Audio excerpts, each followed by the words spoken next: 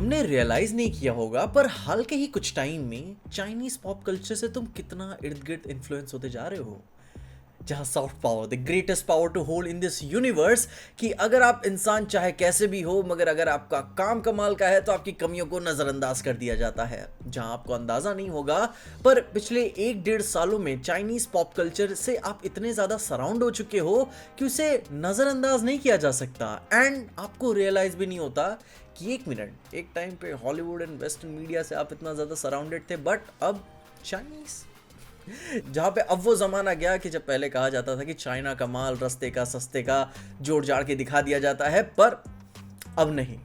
And apart from all the political differences you have to see and learn कि कैसे इस country ने अपनी बिलियन पॉपुलेशन का इस्तेमाल सही से किया, इफेक्टिवली किया, वो भी बिना किसी ग्लोबल रिलायंस के कि बाहर के लोग कंज्यूम नहीं करेंगे तब भी हम आराम से खुद में सस्टेन कर लेंगे। वो खुद ही सेल्फ सफिशिएंट है due to their extremely well made domestic scaling. जहां पे चाहे वो हाल में आइशो स्पीड का चाइना जाके उनकी टेक्नोलॉजी और इनोवेशन को देखकर पागल हो जाना हो, या उनकी नेज़ा जैसी मूवीज को पूरी दुनिया में बिलियंस कमाना हो। ओह आई एम सॉरी, सिर्फ अपने ही डोमेस्टिक मार्केट में उन्होंने 2 बिलियन कमा लिए थे, उन्हें बाहर जाने की ज़रूरत नहीं थी। एंड उनका ब्लैक मिथ वूकॉम जैसे गेम्स इतना बड़ा कल्चरल इम्पैक्ट क्रिएट किए थे कि सालों से तो लोग इंतजार ही कर रहे थे, बट जब game of the year award हुआ और उस गेम ने अवार्ड नहीं जीता तो फैंस नाराज थे कि चाहे कोई भी पॉलिटिकल बात चल रही हो पर वो आर्ट, वो गेम, वो स्टोरी लाइन सबसे अच्छी थी। एंड जहां from distance is feel like कि हाँ वो अपनी पूरी कोशिश कर रहे हैं कि अपनी पॉपुलेशन का इफेक्टिवली निचोड़ के इस्तेमाल करें, जिसके फिर कंपैरिजन में ही अगर मूवी स्क्रीन्स की बात करें तो India have more than 1 billion population इस टाइम, तो चाइना से भी ज़्यादा। एंड जिधर उनकी गवर्नमेंट की इंग्लिश वेबसाइट पे ही मेंशन है कि अराउंड उनके कंट्री में 91,000 मूवी स्क्रीन्स है, जिससे वो अराउंड 5.9 to 6 बिलियन डॉलर्स का बॉक्स ऑफिस रेवेन्यू जनरेट कर चुके हैं। एंड उसी के दूसरी तरफ इंडिया को देखकर बोले तो हमारे पास अराउंड सेम पॉपुलेशन में 10,000 स्क्रीन्स हैं, जो कि हम दुनिया की सबसे ज़्यादा मूवीज़ रिलीज़ करते हैं और अनफॉर्चुनेटली हम सबको दिखाने का हमारे पास मौका भी नहीं है। एंड उतनी ही स्क्रीन से हमारे बॉक्स ऑफिस रेवेन्यू जनरेट करते हैं अराउंड 1.3 से 1.5 बिलियन डॉलर्स, जो कि बताता है कि इफेक्टिवली अपनी पॉपुलेशन और प्रोड्यूस्ड मूवीज को यूज ना करना कितने पैसे टेबल पे छोड़ने के बराबर है। कि मतलब हम कर तो ये सकते हैं, कर ये रहे हैं या फिर ये रहे हैं। जहां फिर अभी मूवीज की बात तो काफी टाइम से हो ही रही थी, वो तो उस मामले में काफी ज्यादा हमसे आगे निकल गए हैं, पर दूसरी तरफ अभी जो चाइनीज वीडियो गेम्स का एक वेव चला हुआ है, एंड तौबा यार, AAA टाइटल्स, मुझे पर्सनली गेम्स खेलना बहुत ही पसंद है।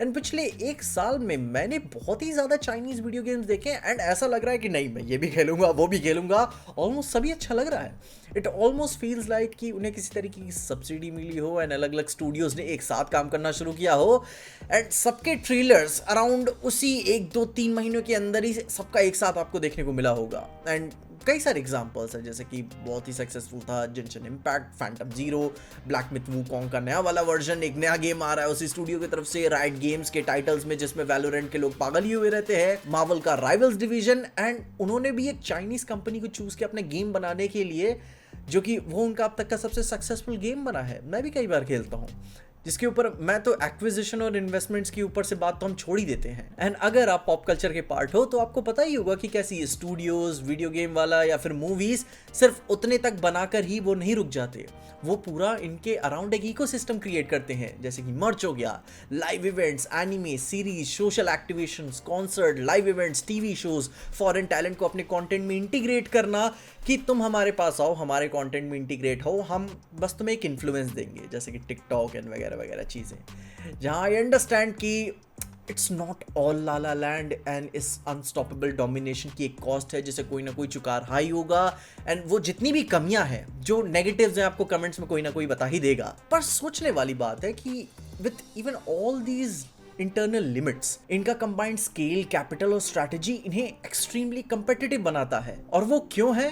Because of their home market. जहां पे फिर एक एग्जांपल के तौर पे देखो कि नितेश तिवारी की रामायण मूवी को ब्रेक इवन या फिर प्रॉफिट जनरेट करने के लिए western market, validations and open market की जरूरत पड़ेगी। क्योंकि सच बात तो ये है कि जिस तरीके का रिसोर्सेज एंड टैलेंट डिमांड करती है यह रामायण मूवी, उससे सिर्फ इंडिया में मूवी रिलीज कराकर ये मूवी वो सारे पैसे रिकवर नहीं कर सकते। रिकवर की बात छोड़ दो, प्रॉफिट की बात छोड़ो भाई, वो ब्रेक इवन भी नहीं कर सकते, क्योंकि स्क्रीन्स नहीं है, और अपने पूरे पोटेंशियल को 10,000 स्क्रीन में रिलीज़ करने के बाद भी इफेक्टिवली यूज़ नहीं किया जाता उन्हें। मेजॉरिटी ऑफ थिएटर्स लॉस में चल रहे हैं इंडिया में, एंड कोई एक प्रॉपर स्ट्रक्चर नहीं है जहां ट्रांसपेरेंसी और बिजनेस की बात तो दूर दूर की है, सब अपना ही धंधा बनाना चाहते हैं। एंड वहीं चाइनीज़ मूवीज़ को $2 बिलियन कमाने के लिए उन्हें बस अपनी कंट्री में रिलीज़ करने की ज़रूरत है, सिर्फ डोमेस्टिक मार्केट में। यूएस में रिलीज़ करने का उन्हें कोई ज़रूरत नहीं है, वो तो ऊपर से उन्हें एक अलग से क्रीम मिल रही है। वो अपने देश में ही रिलीज़ करके डोमेस्टिक मार्केट में लगा के आराम से पैसे कमा सकते हैं। वो भी अब हैरान ना हो जाना कि अभी तो 2.2 बिलियन हुआ, एंड आने वाले भविष्य में अगर 3-3.5 बिलियन कोई मूवी बॉक्स ऑफिस ग्रॉस कर जाती है तो वो चाइना की मूवी होगी। एंड यही बात देखकर बाकी सारे वेस्टर्न स्टूडियोज भी एक्साइटेड रहते हैं कि किसी भी तरीके का कोई भी बड़ा सा एक्सपो हो या फिर उनका कॉमिक कॉन हो, तो वो पूरी फोर्स के साथ अपनी मूवीज़ को वहाँ पे प्रमोट करने के लिए तत्पर रहते हैं। जहाँ पे अभी एवेंजर्स डूम्सडे का एक बहुत ही बड़ा इवेंट हुआ था, जहाँ पे उन्होंने उस इवेंट पे बहुत ही बड़ी बड़ी एवेंजर्स डूम्सडे से रिलेटेड चीज़ें बताई हुई थी कि क्या हो सकता है।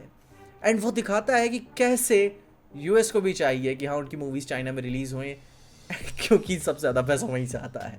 एंड वहीं दूसरी तरफ वेस्ट अपने वोक एंड इंक्लूजन डाइवर्सिटी कोटा के चलते अपनी स्टोरीज, अपनी गेमिंग इंडस्ट्री को कैसे सफ़र करा रहा है वो हम सबको नज़र आ रहा है। I'm gonna be a dad. And उसी का फ़ायदा उठाते हुए Chinese AAA video games of the charts hype बटोर रही हैं, क्योंकि ऑथेंटिक स्टोरी टेलिंग और एक्चुअल इनोवेशन वहाँ पे नज़र आता है। और इतना ही नहीं, अभी उन्हें ये भी दिखा होगा कि कैसे एनिमे इतनी ज़्यादा सॉफ्ट पावर में हाइप बटोर रहा है, तो उसी के दूसरी तरफ लॉर्ड ऑफ मिस्ट्रीज एक चाइनीज़ एनिमे को लेकर कितनी पिछले महीनों में कितनी ज़्यादा दबा के मार्केटिंग हुई थी।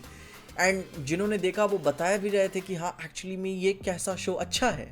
तो अब ये देख के हैरान होने वाली बात नहीं है कि आने वाले कुछ टाइम में, जैसे हम मार्वल, डीसी एंड वेस्ट के पॉप कल्चर को लेकर एक्साइटेड रहते थे, आने वाले कुछ टाइम में अगर हम Chinese video games, movies, anime, pop artist को देखकर एक्साइटेड होने लगे तो हैरान मत होना, क्योंकि अभी अप्लाइंसेस तो यूज़ कर ही रहे हैं। आने वाले टाइम में वो अपनी मार्केटिंग और भी अच्छे से करना सीख जाएंगे, क्योंकि जहाँ पे बस सॉफ्ट पावर की बात बची रहती थी, बाकी सारी चीज़ें तो हम कंज्यूम कर ही रहे हैं। एंड जो अब चीज़ बच जाती है वो टिकटॉक एंड उनके पॉप कल्चर से पूरी हो जाएगी। बाकी मैं इंतज़ार कर रहा हूँ कि हमारा नगर पालिका मेरे घर के सामने से कूड़ा कब उठाता है। खैर, नो हार्ड फीलिंग्स भाई लोग, बट स्टिल देख के हैरानी होती है कि काफ़ी बड़े बड़े काम हो रहे हैं। तो सोचा आपको बता दूं। बाकी आप अपने ओपिनियंस में कमेंट ज़रूर बताइएगा कि क्या आपने भी रियलाइज़ किया कि चाइनीज़ मूवीज़, वीडियो गेम्स से आप कुछ ज़्यादा ही सराउंडेड हो रहे हैं, एंड अच्छे बना रहे हैं, ऐसे बुरी बात नहीं है, वो बुरा नहीं बना रहे हैं। आप अपने ओपिनियंस में कमेंट से ज़रूर बताइएगा, और तब तक के लिए देखते रहिएगा पीजे एक्सप्लेन।